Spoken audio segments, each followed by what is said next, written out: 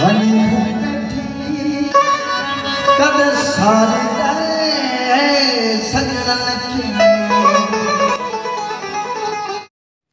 सिंधी अदबी संगत शाख सांगड़ पारा सांगड़ में नाम्यारे रागी खान साहिब उस्ताद गुलजार अली खान सांगड़ा जी वर्सी मल्हाई वई। खान साहिब उस्ताद गुलजार अली खान सांगड़ा जी वर्सी तकरीब जी सदारत नाम्यारे शायर नूर चाकराणी कई। वर्सी तकरीब के खिताब कंदे नूर चाकराणी, नवाज़ कुंबर, अमीन जरदारी, आशिक चांडिये, साबिर महर, अज़ीम रूंझे ऐं अमीर हसन मरी चयो त उस्ताद गुलजार अली खान सांगड़ाई कमाल जो रागी हो। हुन जूं केतिरियूं धुनूं अॼु बि मक़बूल आहिनि। उस्ताद गुलजार सिंध जी नमक जो हक़ अदा कंदड़ फ़नकार हो। नाम्यारनि फ़नकारनि उस्ताद इख्तियार अली खुश्क, उस्ताद शफ़ात अली ख़ान, समीना नूर, काशिफ भुट्टो, इनायत गुलजार, हिदायत गुलजार, भगवान दास मारवाड़ी, मीर मोहम्मद लगारी ऐं टीकम दास फ़न जो मुज़ाहिरो कयो।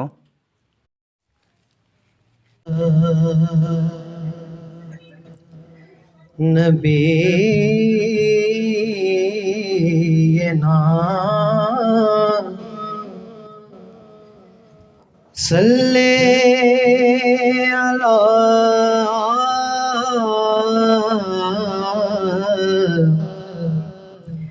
मुहम्मद सल्ले अला शफीना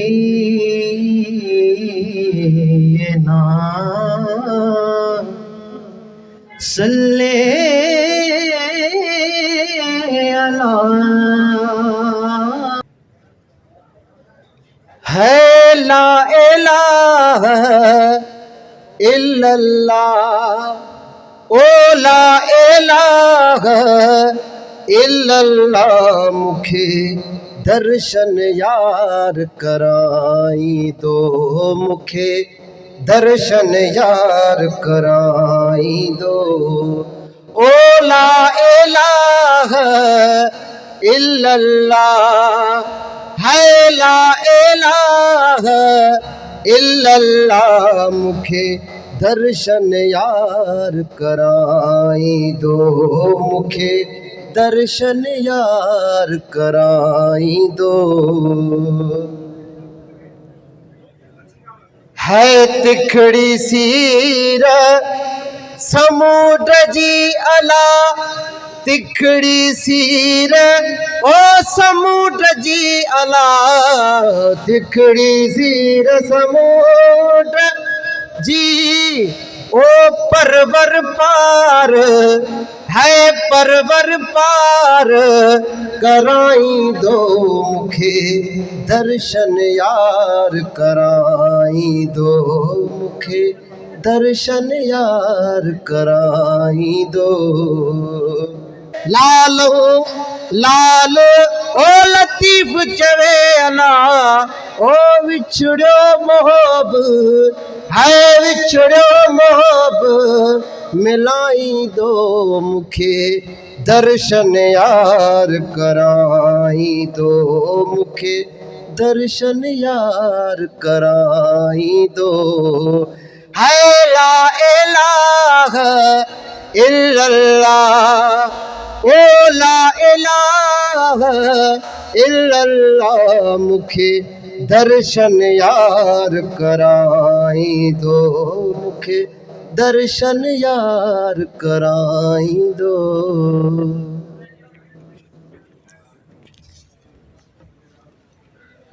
महिरबानियूं अली रज़ा।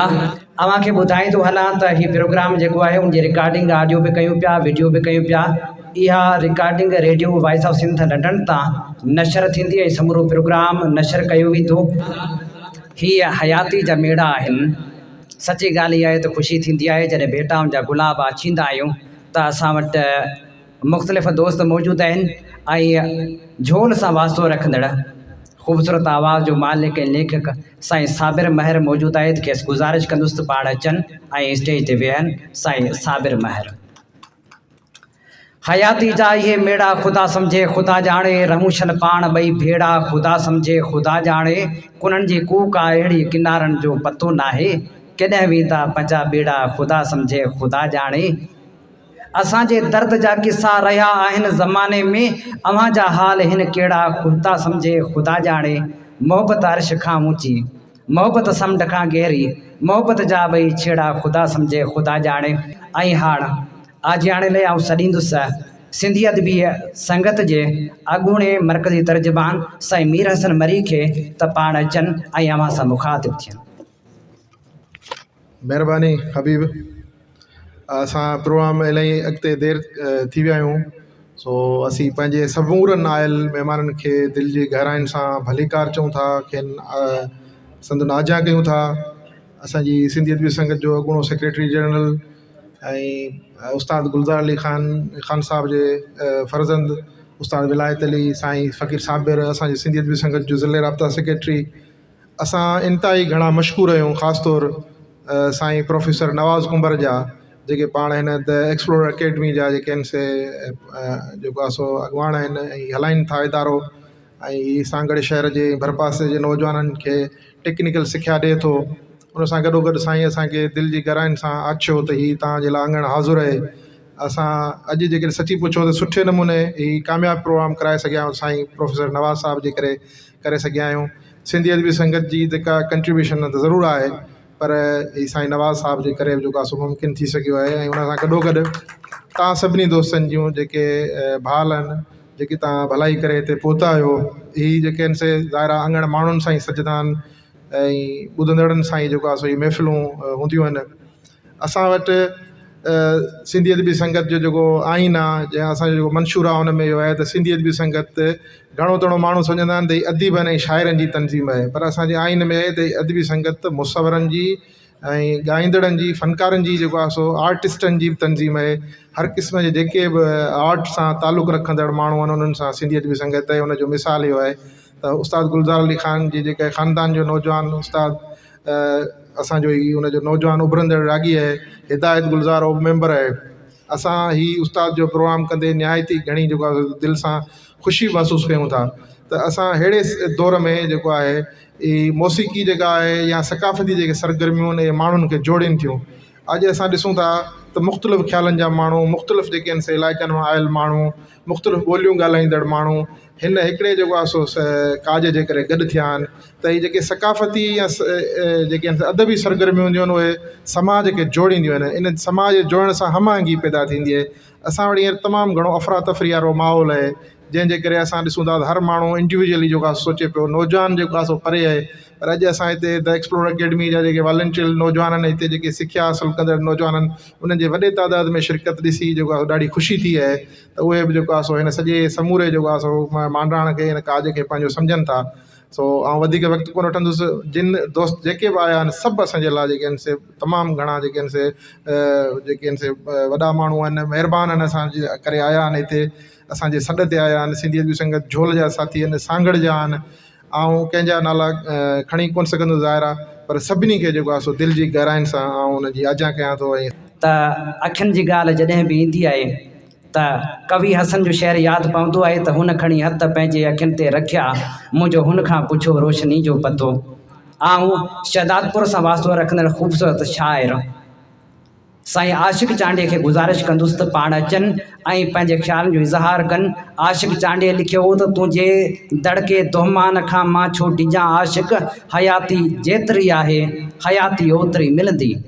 हुकूमत आई वई लेकिन ग़रीबनि खे मिली नाहे न काई नौकिरी मिलंदी। न पूरियल को ख़ज़ानो आहे न काई तेग चांदी जी, तूं पूरो घर तलाशींदे त तोखे शाइरी मिलंदी। अव्हां जे ताड़ियुनि जी गूंज में आशिक़ चांडियो। स्टेज ते वेठल मोहतरम नूर जकरण साहब ऐं साईं रुंजो साहब, उमर साहब ऐं हाल में वेठल मानवारा महिमान ग्रामी हक़ मौजूद। मरण खां बाद जे हिकिड़ो बि कोई यादि करे, शेर आहे मुंहिंजो, मरण खां बाद जे हिकिड़ो बि कोई यादि करे, तॾहिं बि पाण कमायो सॼी हयातीअ में। मरण खां पोइ हिकिड़े माण्हूअ जो यादि करण बि गनीमत हूंदो आहे। असां अॼु हेतिरा सारा माण्हू गॾु थी पंहिंजे हीरोज़ खे यादि करे रहिया आहियूं ऐं यादि करण बि घुरिजे। सागर ज़िलो हिकु ख़ुशनसीब ज़िलो आहे जंहिंमें ब्राह्मणाबाद खां वठी तारीख़ दफ़न आहे। हिन तारीख़ी ज़िले में शाह लतीफ़ जे सूरमिन सूरमन मां सुहिणी मिहार जूं आख़िरी आराम गाहूं आहिनि। हूअं बि सागर ज़िले काफ़ी वॾियूं वॾियूं हस्तियूं पैदा कयूं आहिनि ऐं वॾा वॾा गायक ॾिना आहिनि, जिन मां हिकिड़ो उस्ताद गुलज़ार अली ख़ान बि हो, जंहिंखे असां सभु गॾु थी यादि करे रहिया आहियूं। गुलज़ार अली ख़ान पूरी दुनिया में सिंध जो नालो रोशन कयो। हिकु फ़र्द वाहिद न हुयो, मौसीक़ीअ जी अकेडमी हुयो। अॼु जेकी थर जा फ़नकार गायक ॻाए रहिया आहिनि शफ़ी फ़क़ीर जे बदौलत, उहे बि उस्ताद जे बदौलत पंहिंजो फ़न जो मुज़ाहिरो करे रहिया आहिनि। गुलज़ार अली ख़ान जे अॼु असां जेके गुलज़ार अली ख़ान खे भेटा ॾेई रहिया आहियूं, इहा उन जे कद काठ खां तमामु बिना थोरी आहे ऐं घटि आहे। पर पोइ बि जसुलाणनि सिंधीअ जी बि संगत शाख सांघर जा दोस्त, जिन हड़ां वड़ां पंहिंजे मौसन उस्ताद गुलज़ार अली ख़ान खे यादि, उन जे यादि में हेॾो सारो मंडल मचायो। खेनि बहितरीन प्रोग्राम करण जूं लख लख वाधायूं। कोहे कई आयल दोस्तनि जा बि वॾा वड़, जेकी पंहिंजे क़ीमती वक़्त मां कुझु घड़ियूं कढी हिन असांजे प्रोग्राम में शरीक था। महिरबानी, थैंक यू। असीं सुरहाण जा गेसू सबाबनि जी सवारियूं था कंदा, शबनम जे कतरनि खे निगाहुनि सां सलाम आहियूं। न कंडनि खे थकी कारियूं, न थूअर सां रखूं यारियूं, मगर राबेल जा नौकर गुलाबनि जा ग़ुलाम आहियूं। ऐं हाणे वरी बि शहदादपुर जो रुख कयूं था ऐं प्यारे आवाज़ जो मालिक तनवीर मौजूदु आहे। खेसि गुज़ारिश कंदासीं त पाण अचनि ऐं असांखे कुझु न कुझु ॿुधाइनि। तनवीर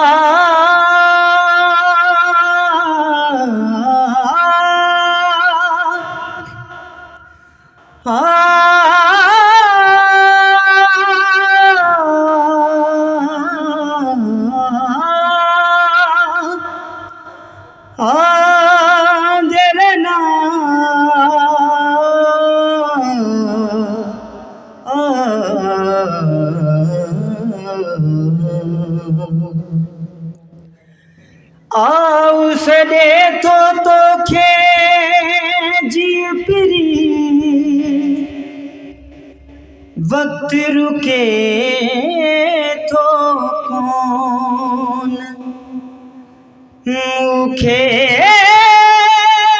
तू जियो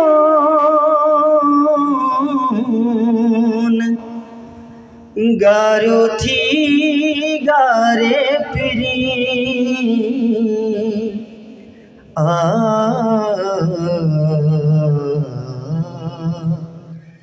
ख्वाब के डावडा जिंदगी थोड़ी, ख्वाब के डावडा जिंदगी थोड़ी, जो हुस्न जी करण है, जो हुस्न जी करण बंदगी थोड़ी, ख्वाब के डावडा जिंदगी थोड़ी, के तेरा सूर सहंदे जलिया सदा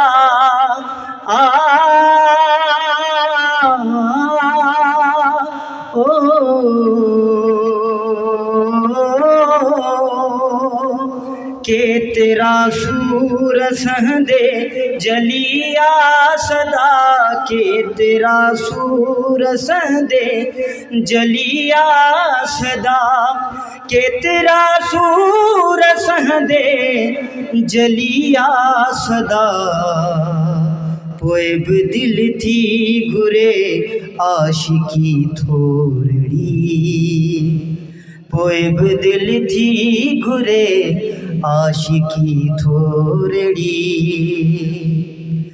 हर बशर आ भलो जे भलो पाण तू आ ओ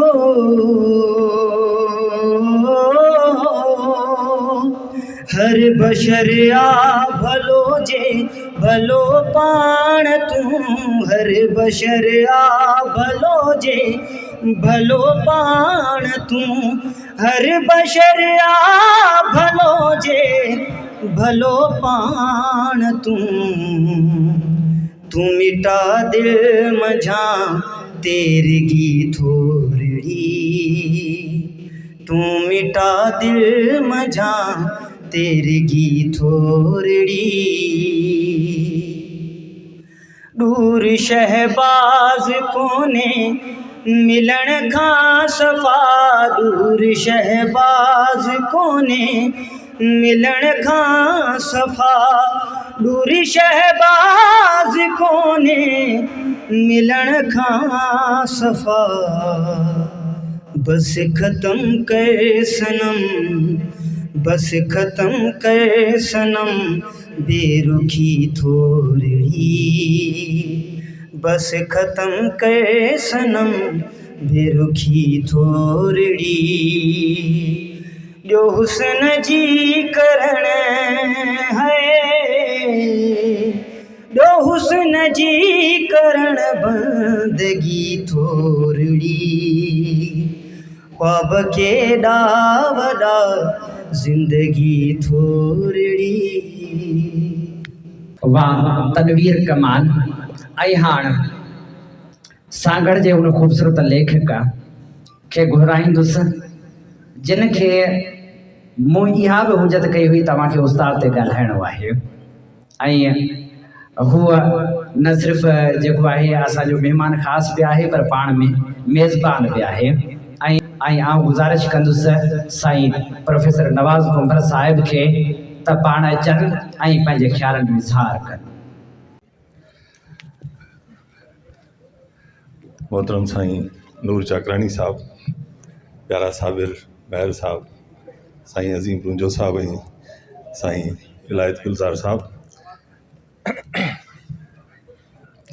तमामु घणा नाला साईं अमर वेठो आहे उस्ताद वेठो आहे वलीमंद वेठो आहे इमाम बख्श वेठो आहे ख़लील वेठो आहे असलम वेठो आहे ऐं कंहिंजा नाला खणा ऐं रज़ाक वेठो आहे ऐं तव्हां सभिनी महिमाननि खे मोज़िज़ दोस्तनि खे ख़ुदा ॾिनो का छाई रहमान ख़ासि केली ऐं तव्हां नूर आदिल जंहिं ते बि नज़र पए थी हर माण्हू हिते यकीन कयो पंहिंजी पंहिंजी फील्ड जो जवाब चूणे जो वेठो आहे साईं ख़ासि केली साहब गुलाम हैदर वेठो आहे कंहिंजा नाला खणा ख़ान साहब गुज़ाली ख़ान जूं जेके मोहबतूं हुयूं उन्हनि में हिकिड़ी मोहबत इहा बि आहे जो अॼु असांजे हिन एक्सप्लोर अकेडमी जे प्लेटफॉर्म ते एतिरा सारा वॾा नाला जेके सभु प्रोफाइल आहिनि पंहिंजी पंहिंजी जॻह ते जंहिंजूं पंहिंजूं ख़िदमतूं आहिनि उहे सभु हिते अची करे थिया आहिनि ऐं सम्झां थो ख़ान साहब जो रूह हिते ज़रूरु हूंदो ऐं इहो सिंधियत बि संगत जे दोस्तनि जी मीर सनमरी जी प्यारे हबीब जी ऐं सॼी हिन संगत जी महिरबानी जो हिननि हिते सभिनी दोस्तनि खे हिते गॾु कयो आहे ऐं तव्हां सभिनी खे जीअं में जायूं ॾियां थो साईं कादर ख़ासि केली साहब वेठो आहे साईं यूसुफ साहब जन वेठा आहिनि तव्हां दोस्तनि जी हिकु दफ़ो ॿीहर महिरबानी मुख़्तलिफ़ शहरनि जा मुख़्तलिफ़ सुञाणपूं हूंदियूं आहिनि मुख़्तलिफ़ तारुफ़ हूंदा आहिनि सांगड़ जो जेके मुख़्तलिफ़ तारुफ़ हुआ या आहिनि उनमें हिकिड़ो तारुफ़ ख़ान साहब गुज़ाली ख़ान बि आहे ऐं पोइ वरी उन्हनि जी औलाद सांगड़ जिते न को रेलवे स्टेशन न को पार्क, न को बाग, न को दरिया जो कुंड किनारो। बसि उते कुझु शख़्सियतूं अहिड़ियूं हुयूं या आहिनि जिन जे करे शहर सुञापजंदो हुयो। आफ़ताब निज़ामणी साहिबु हुयो कंहिं वक़्त में, ऐं इहे मुख़्तलिफ़ माण्हू मुख़्तलिफ़ वक़्तनि ते ईंदा रहिया।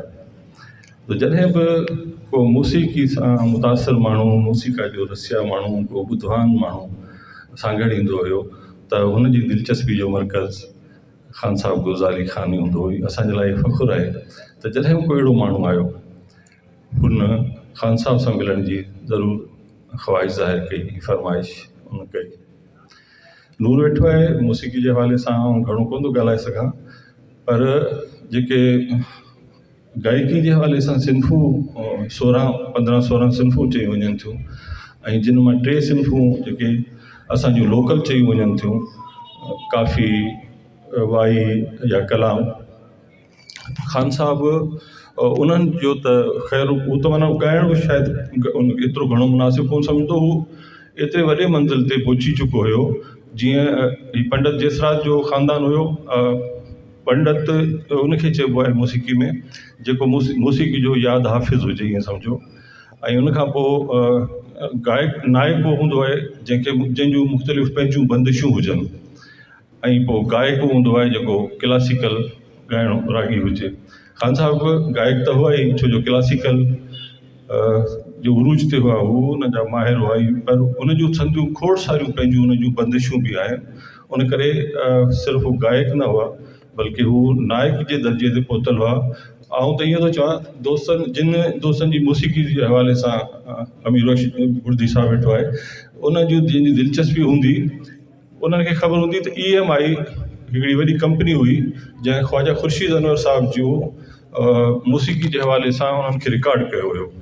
ऐं तमामु मौसीक़ी जे हवाले सां उन्हनि जो इलाही जेको बि इल्मु हुयो, ख़्वाजा ख़ुर्शीद अनवर साहिबु तमामु वॾो नालो। असां छा कंदा हुआसीं जो उन्हनि केसटुनि खे ॿुधी उन्हनि मां सुवाल ठाहे ऐं पोइ ख़ान साहिब खां वञी पुछंदासीं पंहिंजे इल्म जो रोब झाड़ण जे लाइ ख़ान साहिब ते।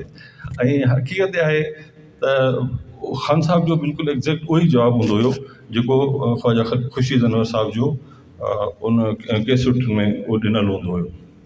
कई दफ़ा ख़ान साहिब सां मश्किरियूं मज़ाक बि रहिया, हुजतूं हुयूं उन्हनि सां। त ख़ान साहिब खे चयो, ख़ान साहिब ही जेके फ़क़ीर पिने थो, मौलवी अज़ान ॾिए थो, कुकड़ बांग ॾिए थो, मुख़्तलिफ़ जानवर जेके ॿोलीनि था, उहे उन जा राग कहिड़ा आहिनि? ऐं हुन शख़्स जो कमाल हुयो, उहो चवंदो यार खणी ॾियो भला तबलो।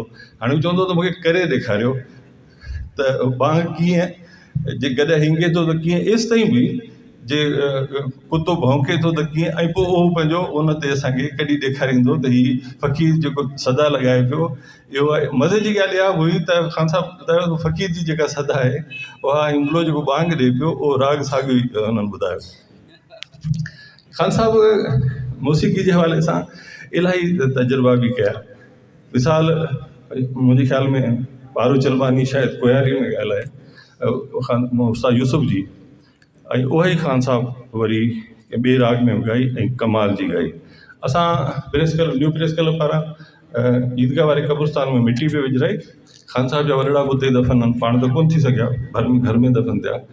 त उते जिते ख़ान साहिब जा वॾड़ा दफ़न आहिनि उते ख़ान साहिब जो घर भरिसां ई हुयो, ऐं ख़ान साहिबु अची विया त असांखे मड़ी राग ॿुधणो कोन को बहानो करे। त ख़ान साहिब बि अच्छा इतफ़ाक़ ॾिसो मीर, त चयोसीं ख़ान साहिब ही तव्हांजा वॾड़ा दफ़न आहिनि, फ़र्ज़ु कयो तव्हांखे हिते जॻह नथी मिले, मूंखे कॾहिं कॾहिं ताजुब थींदो आहे, ऐं तव्हां उहो होॾा परे दफ़न थी था वञो, ऐं सालनि खां पोइ तव्हां वटि आयो बि कोन माण्हू मिलण को पुछण, पोइ तव्हां क़बर में सुते सुते कहिड़ो कलाम ॻाईंदो ऐं हुनखे कीअं यादि कंदो। त ख़ान साहिबु मेहदी हसन साहिब जी गज़ल ॻाई, गज़ब किया तेरे वादे पे एतबार किया, तमामु रात क़यामत का इंतज़ार किया।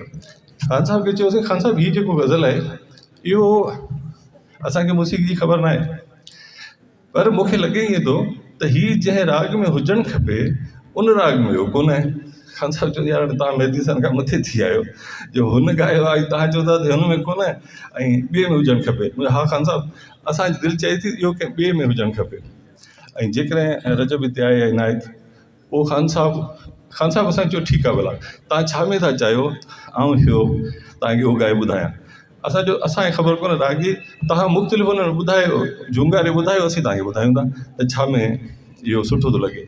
अच्छा उहो ख़ान साहिबु झुंगारींदो रहियो, पोइ राजस्थानी को राग हुयो मूंखे ख़बर न आहे, उन में ख़ान साहिबु ॻायो ऐं आउं सम्झां थो जेकॾहिं मेहदी हसन साहिबु हुजे या उहा का रिकॉर्डिंग कंहिं दोस्तनि वटि मौजूदु हुजे त पोइ लॻंदो त वाक़ई ख़ान साहिबु मेहदी हसन शायदि उन घटि में घटि हुन गज़ल में त ख़ान साहिबु मेहदी हसन खां घणो मथे बीठल हुयो। अहिड़ियूं खोड़ सारियूं यादूं उन दरवेश जूं। ख़ान साहिबु बीमार थी विया, ऐं इलाही दफ़ा अॻ में ज़िक्र करे चुको आहियां, फंक्शन लीग जी पीस पार्टी जी गॾियल हुकूमत हुई, MQM जो हुन हिसो हुई।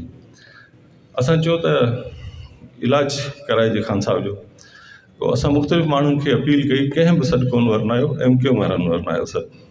उहो अची विया मुंहिंजी प्रेस क्लब असांजी जाम मस्जिद पुठियां मुंहिंजी स्टेट एजेंसी हुई उते, चवंदा भई चले। असां ख़ान साहिब वटि पहुतासीं, चयो भई तव्हां जितां बि इलाजु कराइणु चाहियो असां उहो ख़र्चु असीं भरण लाइ तयारु आहियूं, पूरे पाकिस्तान में जितां बि चाहियो। ठीकु आहे भई महिरबानी। हू उथिया, ख़ान साहिबु मूंखे चयो तूं वेह, ऐं वेही रहियुसि। कमाल जो शख़्स हुयो, हुन वॾा जोधपुर जा हुआ, बावलपुर आया, टंडोजाम आया, खिपरे आया, उसांगड़ आया। त ईअं सम्झो त उहो मीर हुसैन मरी जंहिंखे सिंधी माण्हू चवंदो उहो कोन हो, पर सिंध सां मोहबत जी हुनजी इंतिहा ॾिसो। त मूंखे चयईं त तूं हाणे माना मुंहिंजो इलाजु तूं हिननि माण्हुनि जे हथां थो कराइणु चाहीं। ऐं यार मरी वञणु पसंदि कंदुसि, हिन जे हथां इलाजु कोन कराईंदुसि।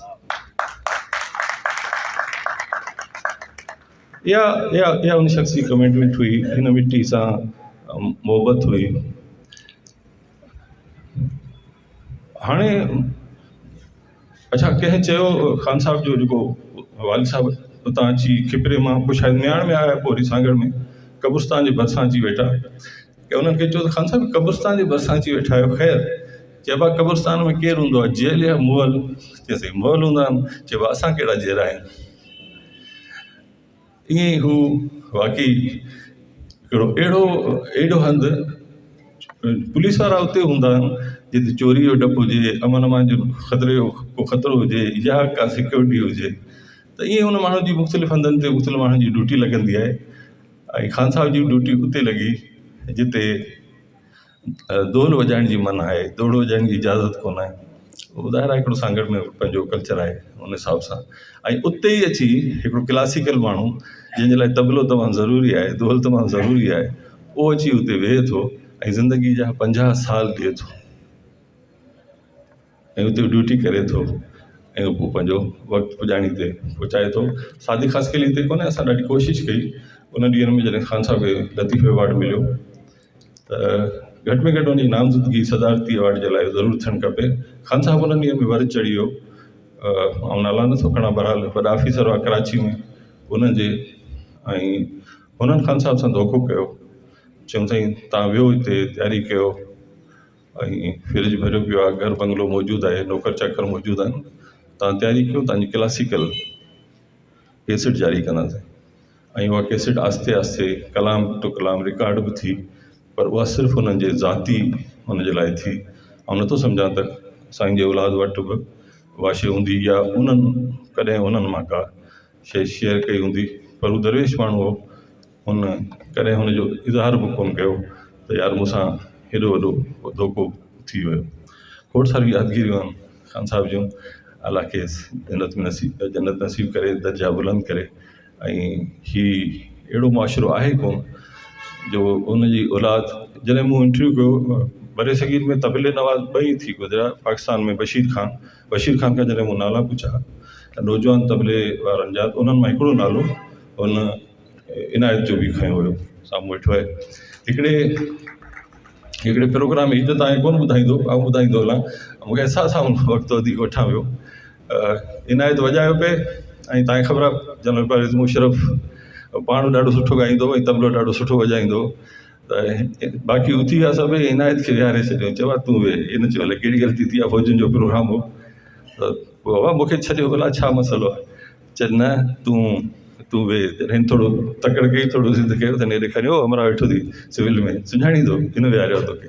हुन स्पेशली हिन माण्हू खे ॿुधो, हिन खां वॼरायो, पर असां बेक़दरा जॾहिं बि सांगड़ में प्रोग्राम थिए थो ॿाहिरियां माण्हू अचनि था, ॿाहिरियां फ़नकार अचनि था, पर असां पंहिंजा लोकल टीकम फ़क़ीर वेठो आहे, अहिड़ा इलाही दोस्त मौजूदु आहिनि, ॾाढा सुरीला आहिनि, ॾाढी हुननि महिनत कई आहे, पर असांजी नज़र हमेशह ॿारनि माण्हुनि ते हूंदी आहे। ख़ुदा रा हिननि माण्हुनि जो क़दुरु कयो, हिननि जो हक़ु आहे हिन धरती ते, असां सभिनी ते। पर तव्हां सिंधियत बि संगत वारनि दोस्तनि खे जस हुजे, तव्हांजूं महिरबानियूं जो तव्हां ख़ान साहिब खे यादि कयो। लख थोरा त साईं नवाज़ जूं महिरबानियूं। अव्हांखे ॿुधाईंदो हलां त हीउ प्रोग्राम जेको आहे उनजी रिकॉर्डिंग ऑडियो बि कयूं पिया, वीडियो बि कयूं पिया। इहा recording Radio Voice of Sindh London तां नशर थींदी ऐं समूरो प्रोग्राम नशर कयो वेंदो। त साईं नवाज़ जूं महिरबानियूं। अव्हांखे ॿुधाईंदो हलां त हीउ प्रोग्राम जेको आहे उनजी रिकॉर्डिंग ऑडियो बि कयूं पिया, वीडियो बि कयूं पिया। इहा recording Radio Voice of Sindh London तां नशर थींदी ऐं समूरो प्रोग्राम नशर कयो वेंदो। ऐं आउं गुज़ारिश कंदुसि असांजे नौजवान लेखक ऐं सियासी समाजी कमनि में असां सां सदा ई हमक़दम ऐं बाह ॿेड़ीअ थी बीहंदड़ साईं अज़ीम रुंजे खे पाण सिंधी अदबी संगत सांगड़ जा ज़िले राब्ता सेक्रेटरी आहिनि। ऐं गुज़ारिश कंदुसि त पाण अचनि ऐं पंहिंजे ख़्यालनि जो इज़हार कनि। साईं अज़ीम रुंझो। जॾहिं कर थियाम साञा सुपेरियन सी तॾहिं कर तेरे जेतिरो मूर न विसरियाम अंदरि रूह रहियाम सॼण उताकूं करे। सभिनी आयल मोज़िज़ मान वारनि दोस्तनि खे असां भलीकार चऊं था ऐं यकीनन असां सभु प्रोग्राम जे मेज़बान जी हैसियत में चाहींदासीं त असां वधि खां वधि जेके ॿाहिरां आयल दोस्त आहिनि, मौसीकार आहिनि, रागी आहिनि, उन्हनि खे मौक़ो ॾियूं। ऐं आउं सम्झां थो त असां जीअं साईं नवाज़ ॻाल्हि कई त असां लाइ कुझु जेके सांगड़ जे शहर लाइ फ़ख्र लाइ ॻाल्हियूं आहिनि, उन्हनि में उस्ताद गुलज़ार अली ख़ान बे हिकिड़ो माण्हू आहे ऐं हू एतिरो डाउन टू अर्थ ऐं पंहिंजो मौसीक़ीअ सां इबादत जी हद ताईं जेको चाह रखंदड़ माण्हू, जंहिं कॾहिं बि उन शइ खे एतिरे फ़न खे जो बरे सगीर जा जेके नामवर मौसीकार जे मां उहो जेको टॉप लेवल जो मौसीकार हुजे ऐं उन शइ खे हू कमर्शलिज़म खां परे रखे, हू सिर्फ़ु उनखे हिकिड़े इबादत तौरु इस्तेमालु करे, इहा उनजी वॾी ख़ूबी हुई। ऐं असां सम्झूं था त अहिड़ियूं शख़्सियतूं विसारण जोॻियूं आहिनि ई कोन। असां जेके बि जेको हुनखे ॿुधो आहे, जेको हुनखे असां सुञाणूं था, उन हिसाब सां ऐं सम्झां थो त असांजी उन सां मोहबत, असांजी उन सां अक़ीदत ऐं असांजी जेका हुनजी जा फ़ैन हुआसीं त हुनखे यादि कंदा रहंदासीं। छो त आउं सम्झां थो त जीअं कंहिं जो शहर आहे त तोखे विसारणु औखो हूंदो, पंहिंजे पाण सां दोखो हूंदो। त इहो जेको आहे अहिड़ियुनि शख़्सियतुनि खे विसारणु इहा असांजे लाइ हिकिड़ी वॾी मुनाफ़िक़त हूंदी ऐं असांखे उन्हनि खे ट्रिब्यूट पेश करणु खपे, उन्हनि खे भेटा पेश करणु खपे ऐं उन्हनि खे सलाम पेश करणु खपे त उन्हनि पंहिंजे फ़न जे जेका फ़न खे जेतिरी ज़िंदगी ॾिनी, जेतिरो वक़्तु ॾिनो ऐं फ़न खे उन्हनि उन मंज़िल ते आणे बीहारियो जो जेसिताईं फ़न मौसीक़ीअ जो नालो रहंदो तेसिताईं उस्ताद गुलज़ार अली ख़ान जहिड़नि माण्हुनि जो नालो रहंदो। ऐं सभिनी दोस्तनि जो तहे दिलि सां शुक्रगुज़ार आहियां जेके असांजे सॾ ते कही आया ऐं बाक़ी वक़्तु असां बाक़ी ॿियनि दोस्तनि खे ॿुधंदासीं। तव्हां सभिनी दोस्तनि जी महिरबानी। ऐं हाणे आउं गुज़ारिश कंदुसि झोल सां वास्तो रखंदड़ पाण न सिर्फ़ु ख़ूबसूरत आवाज़ जा मालिक आहिनि, पर पाण शाइरी जी सिलेक्शन बि ॾाढी सुठी हूंदी आहे, कंपेयर बि ॾाढा भला आहिनि। आउं गुज़ारिश कंदुसि साईं साबिर महर खे त पाण अचनि ऐं पंहिंजे ख़्याल जो इज़हार कनि। महिरबानी हबीब। साईं मासूम सांगड़े जूं सिटूं आहिनि त दर्द रंगीन थी विया आहिनि, केॾा संगीन थी विया आहिनि, दर्द रंगीन थी विया आहिनि, केॾा संगीन थी विया आहिनि, तो जो आहे शहर में अचणु छॾियो, रस्ता ग़मगीन थी विया आहिनि। यकीनन गुलज़ार अली ख़ान जी वरसीअ में आयल सभिनी महिमाननि खे भलीकार, ख़ासि तौर ते स्टेज ते वेठल साईं नूर चाकराणी, अज़ीम रुंजो साहब, विलायत गुलज़ार ऐं बाक़ी सभु दोस्त, अस्सलाम वालेकुम। हक़ मौजूद।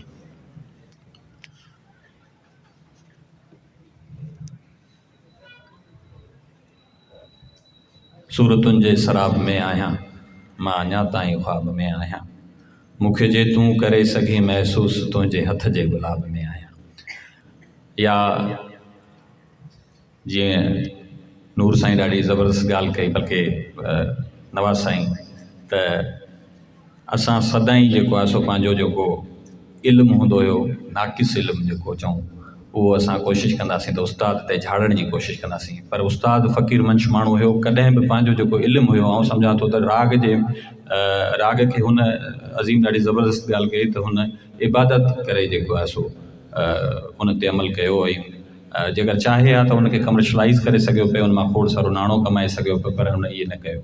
बल्कि कॾहिं बि इम्पोज़ करणु पंहिंजी जेका उन वटि ॾांहुं हुयो, ॼाण हुई, हू चवंदा आहिनि त सब्र वो सब्र नहीं जो सब्र करे है शुमार में, सब्र वो सब्र नहीं है जो सब्र करे है शुमार में, सब्र वो सब्र है जो सब्र करे अख़्तियार में।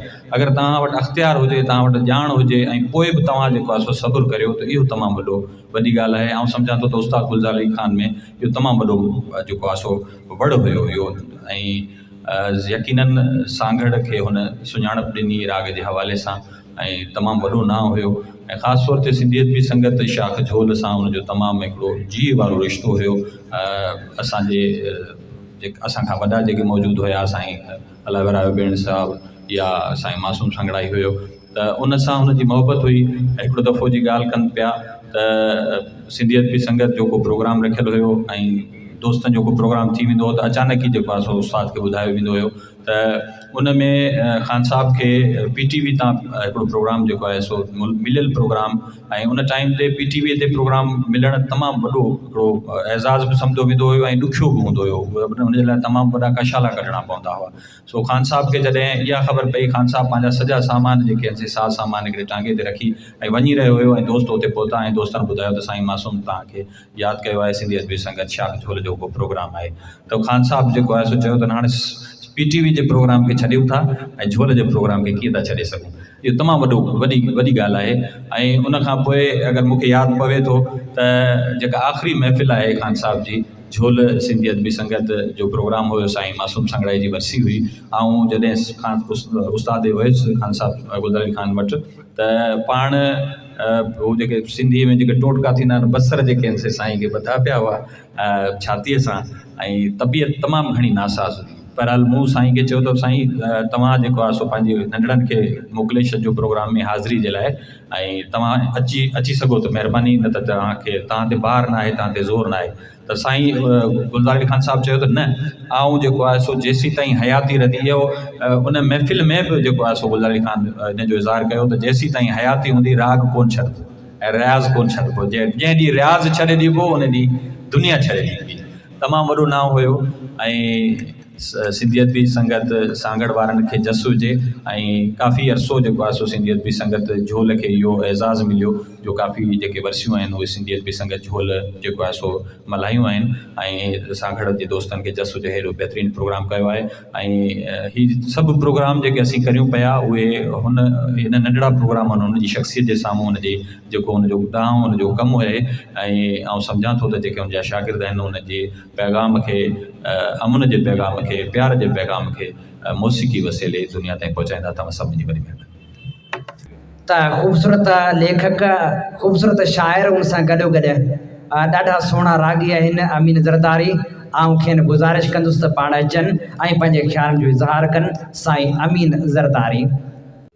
आयास्त्याम बारोचा बंबूर में पसी पैर पुनू जी नैसी नेड़ ठरिया, गूंदर विसरियाम सुखन शाखूं गठियूं।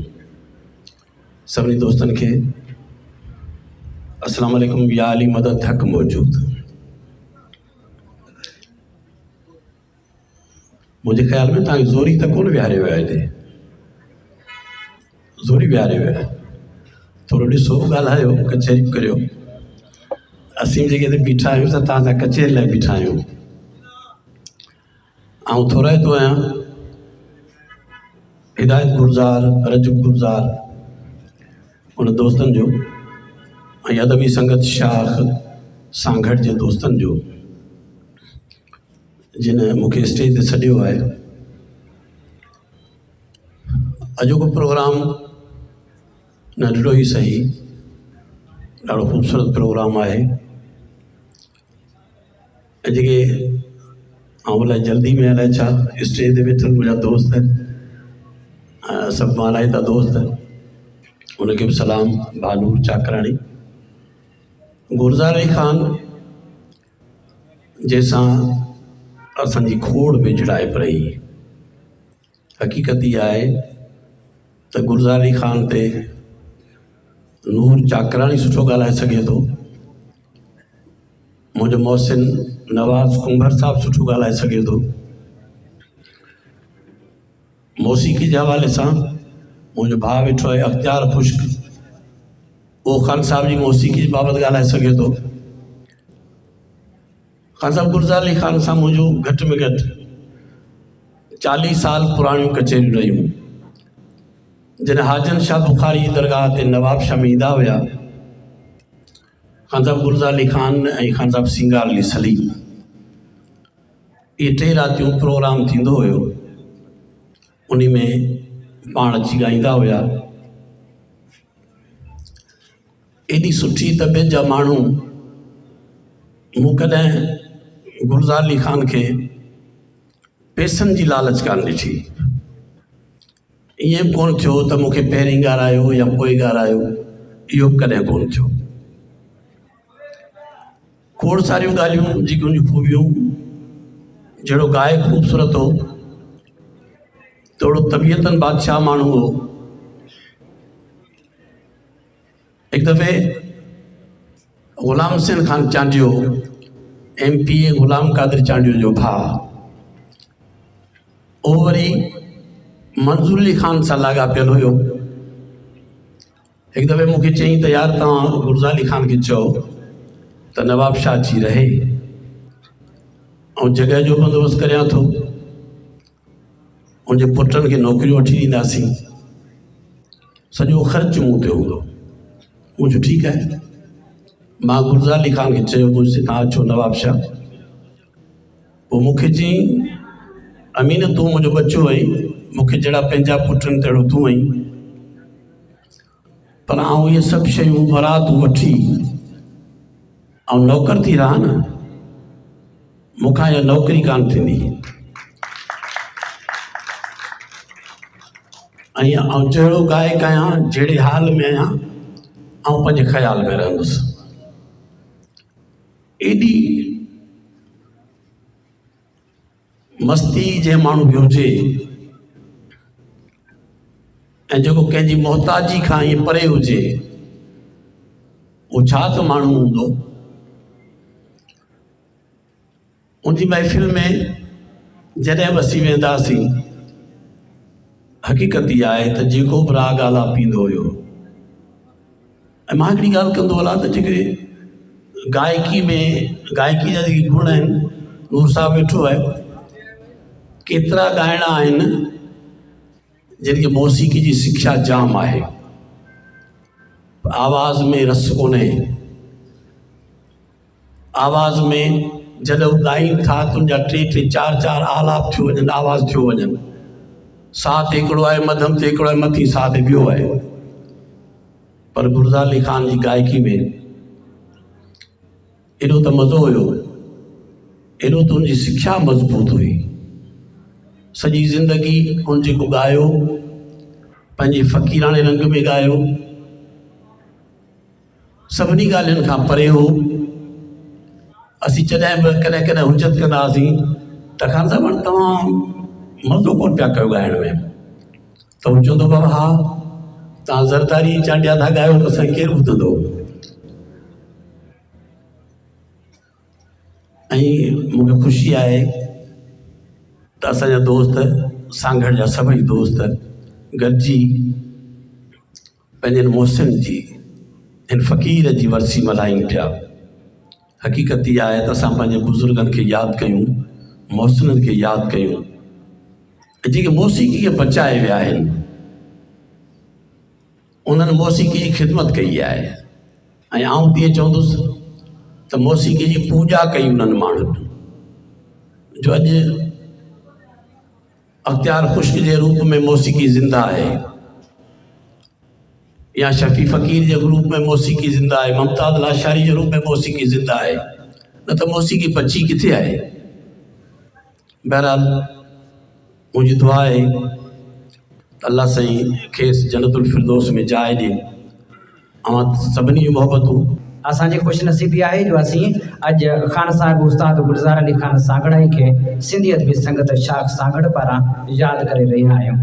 असीं उन्हनि जा बि थोराइता आहियूं जिन असां सां सहकार कयो ऐं ही प्रोग्राम मुनक़िद थी सघियो।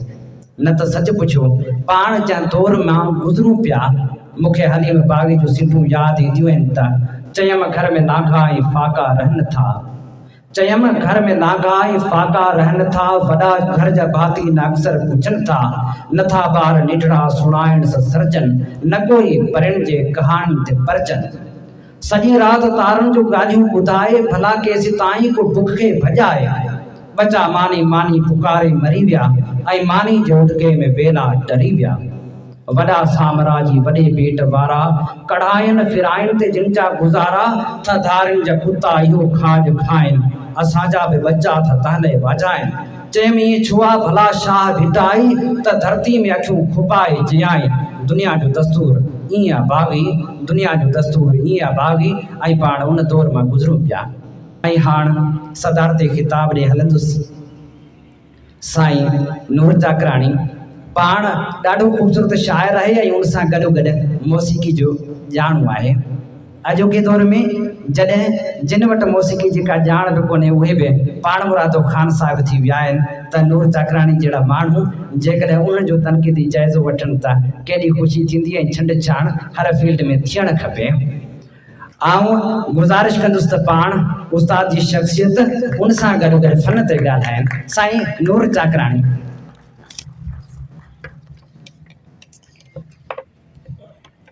लतीफ़ साईं चयो,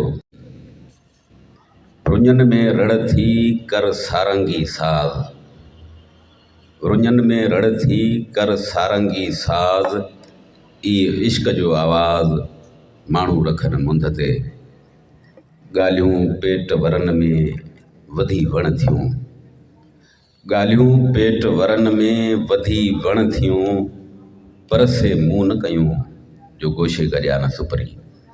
स्टेज ते वेठल साईं अज़ीम रूंझो, साईं साबिर महर ऐं विलायत अली ख़ान, साम्हूं वेठल समूरा मानायता दोस्त फ़क़ीर अख़्तियार ख़ुश्क, हाफ़िज़ शफ़ात अली, असांजी ॾाढी सुहिणी गायिका आयल आहे असां वटि समीना नूर, नवाज़ कुंभर, इमाम बख्श बलोच, अमीन ज़रदारी, मीर हसन, समूरनि दोस्तनि खे जीअ सिंधी ॿोली। सभिनी खां पहिरीं त मुबारकबाद ॾींदुसि सांगड़ जे सिंधियत बि संगत शाख सांगड़ जे दोस्तनि खे जिन ही हेॾो ख़ूबसूरत प्रोग्राम जेको सजायो आहे। ऐं सची ॻाल्हि इहा आहे त ही असां प्रोग्राम कंदा रहंदा आहियूं, झोल सांगड़ में बि थिया, झोल में बि थिया, मुंहिंजे ॻोठ बि थिया, वरसी जा प्रोग्राम, पर सभिनी खां वधीक ही हक़ जेको आहे उहो सांगड़ जे दोस्तनि जो आहे। छाकाणि त उस्ताद गुलज़ार अली ख़ान पंहिंजी ज़िंदगी जो सॼो अरसो हिते ई गुज़ारियो हो। तोड़े जो आर्टिस्ट कंहिं मक़ामी थींदा ई कोन आहिनि, फ़नकार मक़ामी थींदो ई कोन्हे को। फ़नकार सभिनी जी प्रॉपर्टी हूंदो आहे, सभिनी जी मिल्कियत हूंदो आहे, उनजो किथे बि करे सघिजे थो। ऐं वरी ख़ासि तौर ते जेकॾहिं गुलज़ार अली ख़ान जहिड़ो यकता माण्हू हुजे, ऐं आउं चवंदो आहियां त बाबा सिंध जी जेका मौसीक़ी आहे उन में ज़िले सांगड़ जो जेकॾहिं कमु कढी छॾिजे त उहा उते पोइ वीरानी नज़र अचे थी, वॾो काल नज़र अचे थो। उहो इन पस मंज़र में चवंदो आहियां त हिकिड़ो मंज़ूर अली ख़ान ऐं ॿियो गुलज़ार अली ख़ान, उहे ॿई डिस्ट्रिक्ट सांगड़ सां वाबस्ता हुआ। ऐं सिंध में हींअर जेके बि सुठा नाला आहिनि उहे आउं सम्झां थो त इन्हनि ॿिन्ही माण्हुनि जे मकतब फ़िक्र या स्कूल ऑफ थाट खां ॿाहिरि कोन्हे को, किथां न किथां उन्हनि जी लिछ इन्हनि माण्हुनि सां गॾिजे थी। ऐं सिंध जी मौसीक़ी इन्हनि ॿिनि माण्हुनि जी जेका आहे उहा अहसानमंद आहे त इहे ॿ माण्हू असां वटि हुआ ऐं जंहिं सखा सां, जंहिं सचाई सां उन्हनि परफॉर्म कयो, सेखारियो ऐं पंहिंजी ज़िंदगी गुज़ारी। मंज़ूर अली ख़ान त अॻाटी ॻाल्हि आहे, गुलज़ार अली ख़ान सां मुंहिंजा 22-23 साल गॾु गुज़रिया। ऐं हू छा हुन माण्हू ते ॻाल्हाइजे, नवाज़ ॾाढो ज़बरदस्त ॻाल्हियूं रखी वियो।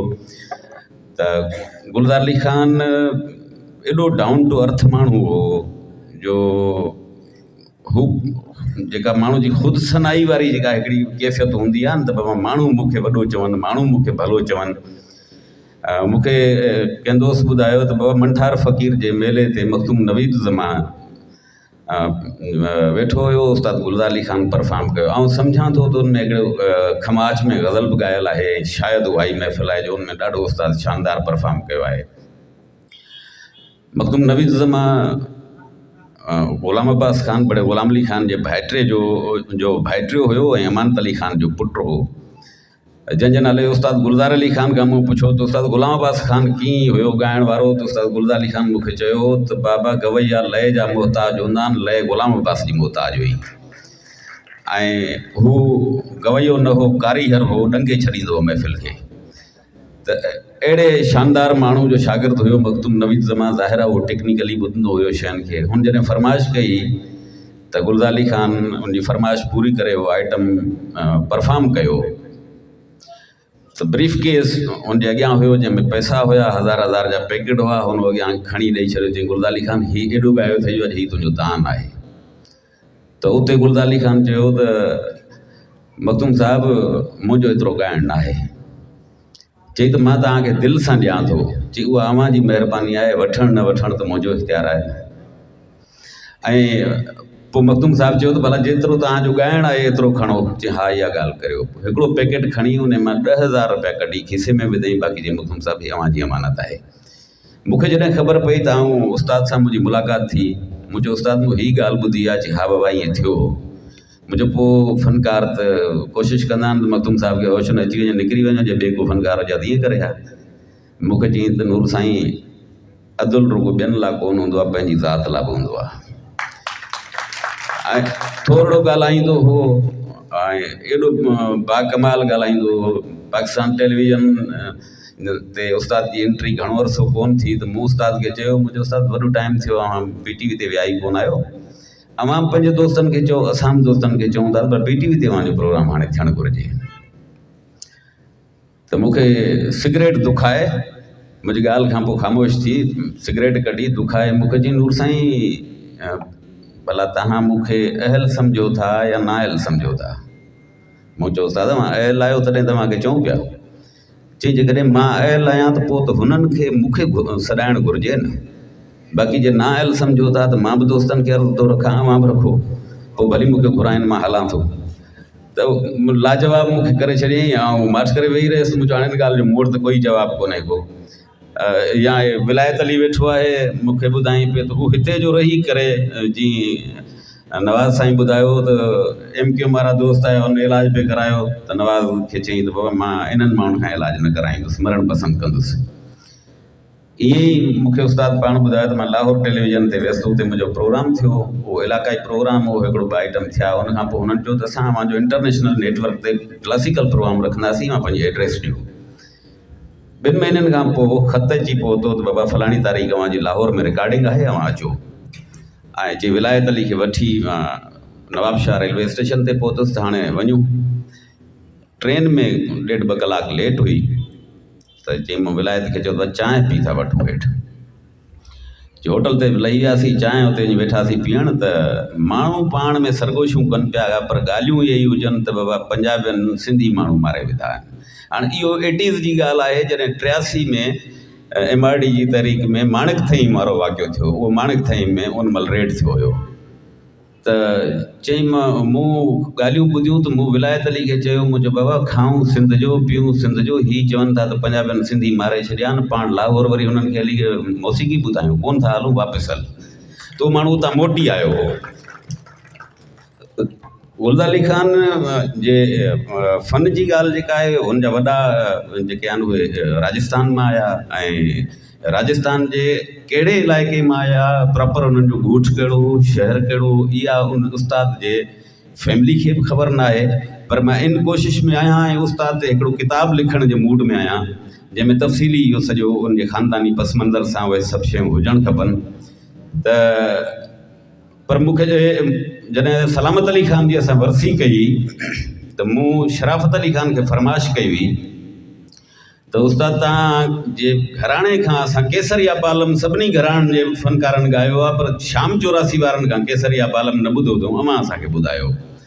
त हुन मूंसां इहा ॻाल्हि कई, मूंखे चयईं त नूर भाई ये गीत जो है ये ख़ास गुलजार अली खान जिस इलाके के हैं, ख़ास उस इलाके का ये गीत है, तो वो बैठे हैं उनसे सुनेंगे। मैं आपको माण्हू सुना देता हूँ। पोइ उन काफ़ी ॿुधाई असांखे।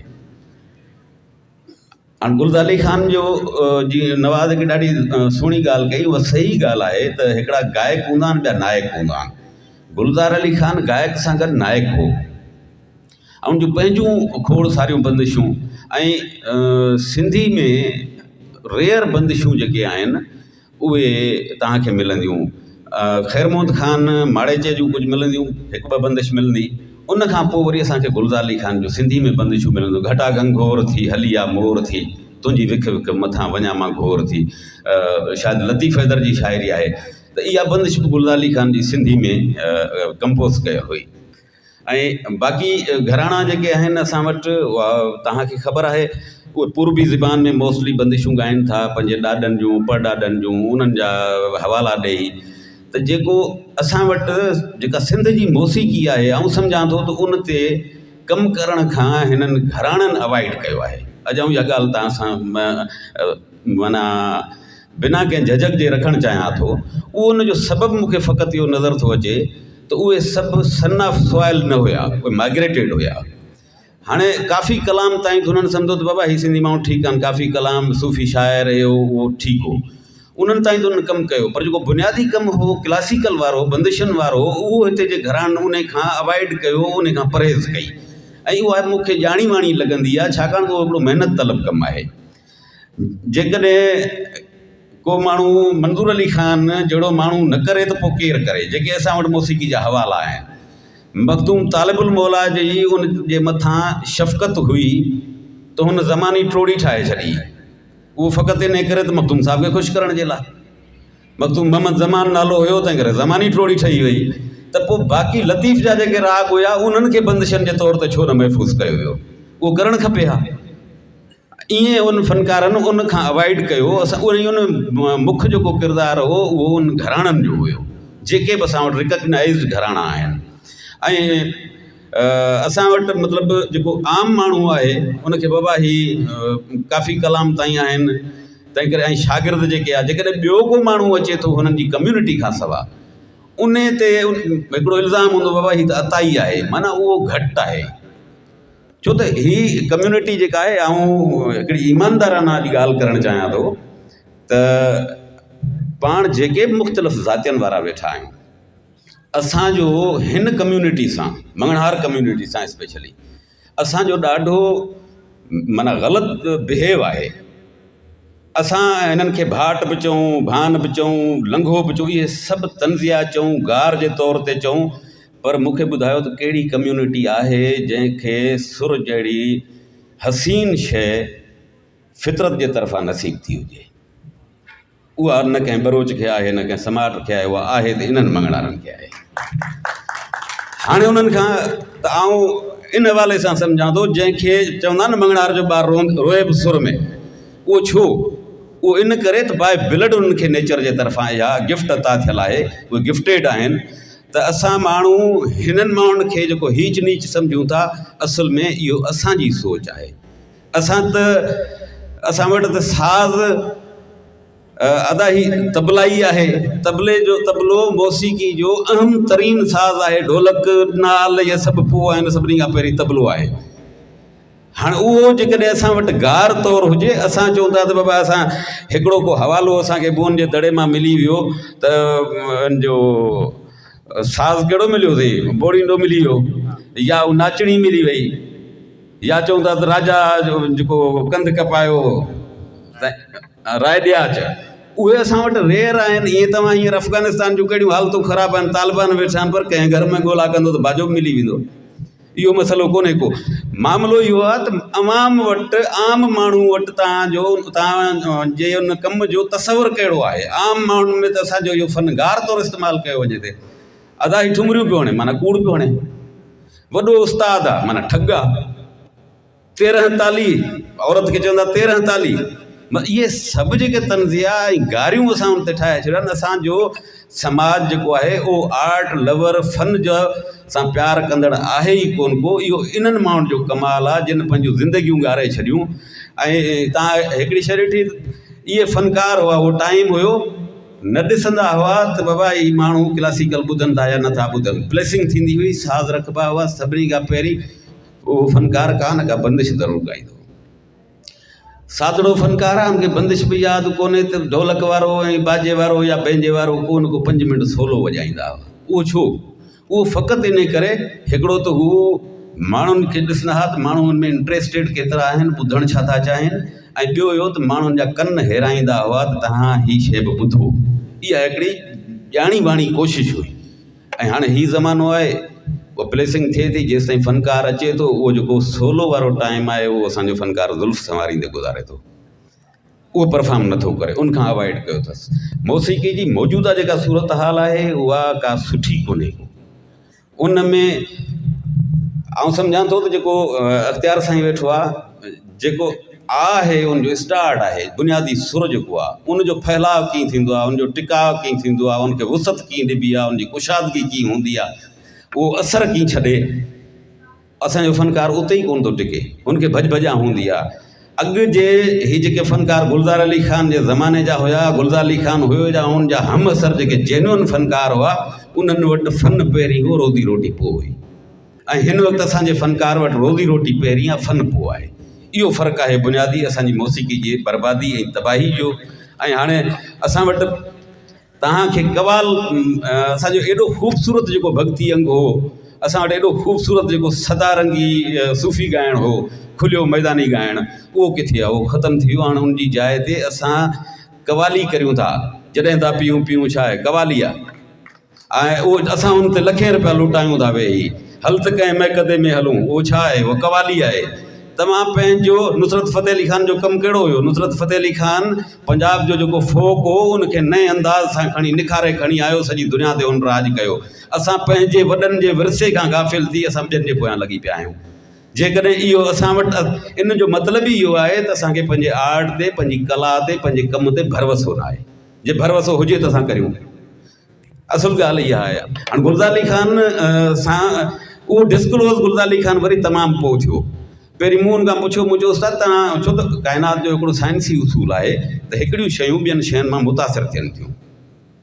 ऐं क्लासिकल में गुलज़ार अली ख़ान सलामत अली ख़ान खां मुतासिर हुयो, ऐं काफ़ी कलाम में हू मंज़ूर अली ख़ान खे फॉलो कंदो हो। मुंहिंजो उस्ताद, तव्हां मंज़ूर अली ख़ान खे फॉलो करियो था ऐं तव्हां उनजा शागिर्द बि न आहियो, पोइ गुलज़ार अली ख़ान किथे आहे?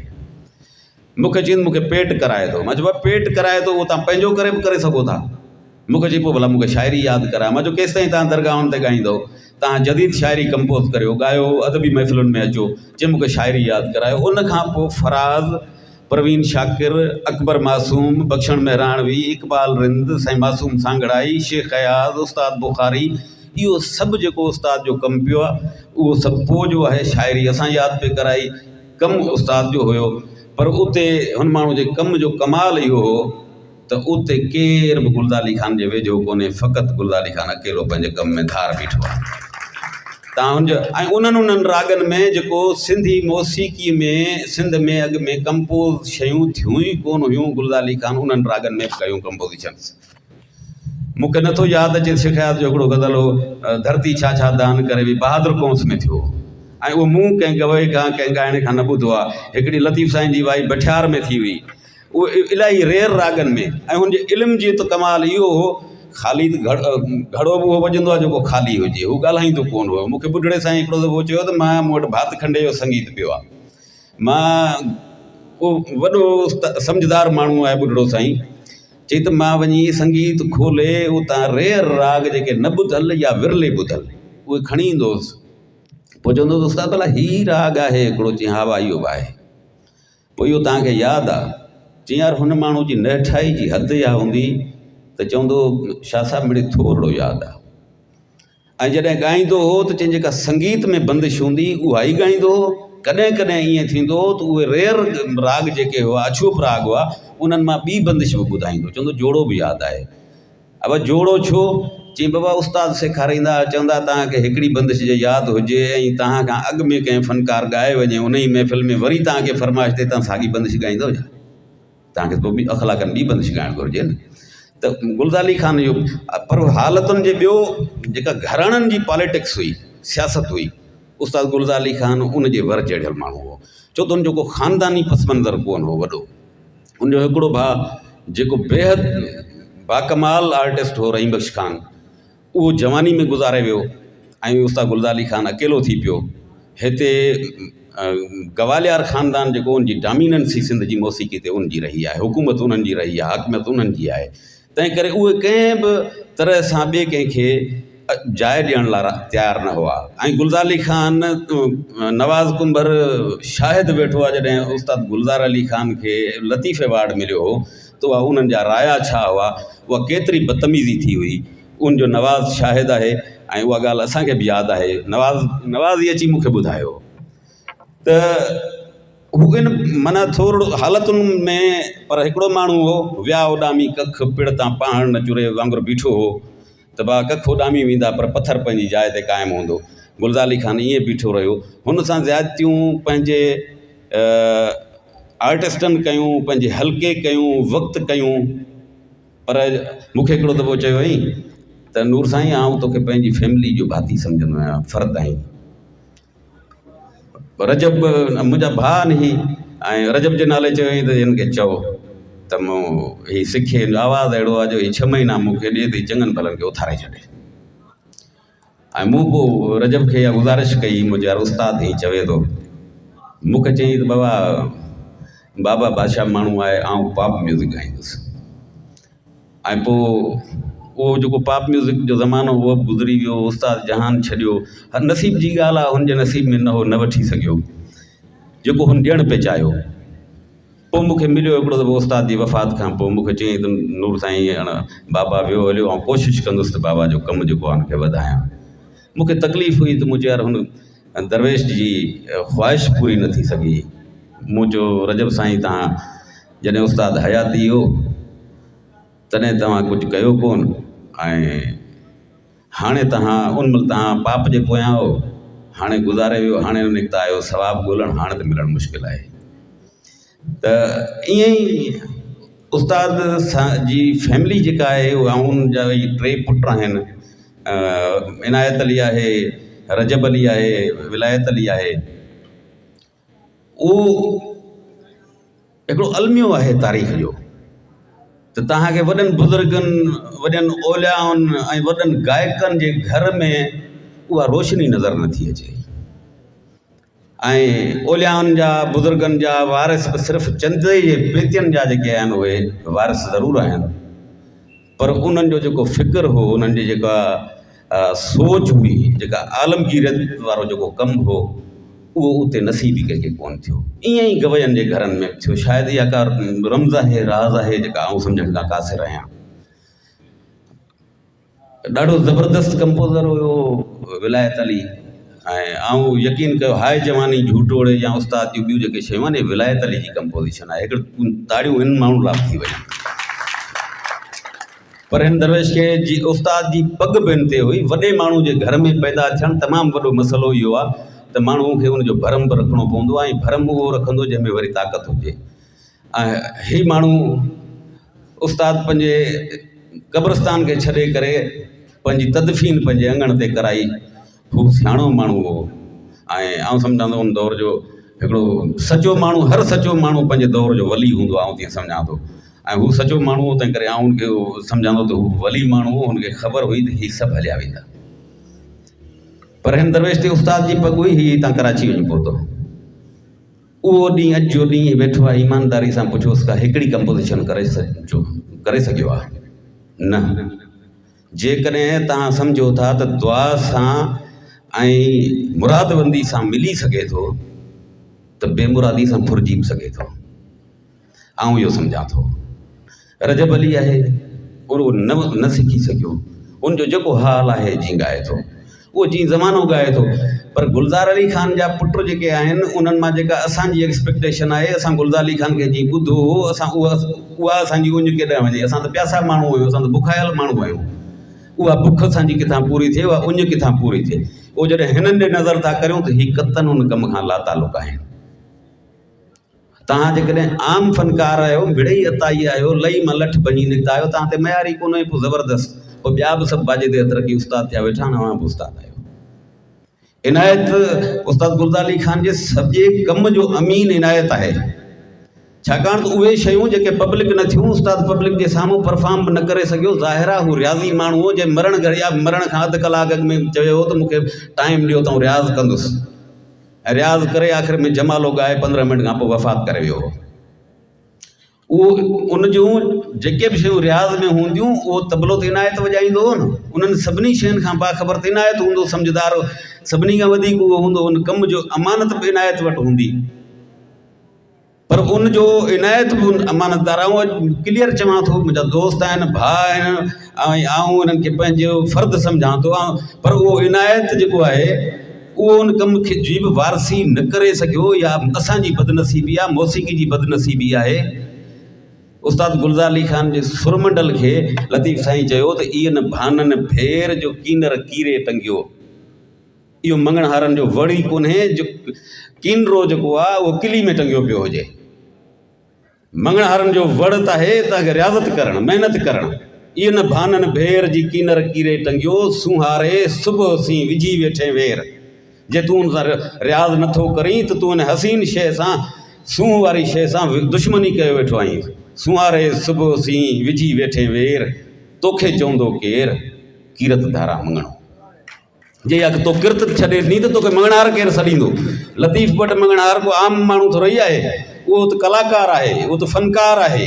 सो आऊं इन ॾींहं खां माना यादि ॾियाऊं, हिकिड़ी ॾाढी तकलीफ़ मां इहा ॻाल्हि करियां थो त बाबा जेकॾहिं हिन कम खे अवां न संभालियो त मूंखे ख़बर आहे त हिन सोसाइटी में मंगणहारनि जो कमु, जेके मंगणहार कमु न करे सघिया उन्हनि या वञी हजम जा दुकान खोलिया या वञी रंग जो कमु कयो। ख़ुदारा हिन विरसे खे संभालियो, इहो तव्हांखे फितरत जे तरफ़ां नसीबु थियो आहे। इहो तव्हां ते वज़न आहे गुलज़ार अली ख़ान जो अॼु तव्हां गुलज़ार अली ख़ान जे कम खे नथा संभाले सघो। अव्हां जो पंहिंजो त कमु कोन्हे, माण्हू केतिरा ॾींहं गुलज़ार अली ख़ान जो नालो वठी अव्हां खे गोॾनि ते हथ रखी मिलंदा। नेठि माण्हू मुंहुं मोड़े वेंदा जॾहिं अव्हां जो कमु न हूंदो, उनमें अव्हां पंहिंजो तुको छो नथा दाख़िल कयो। तव्हां सभिनी जी वॾी महिरबानी। हसन दरस चयो हो त तुको नेठि दाख़िल कयो मुंहुं बि दिलि जो, मणे मुंहुं मोहबत ॿियनि जी ॿुधी वई। असीं अव्हां सभिनी जा थोरा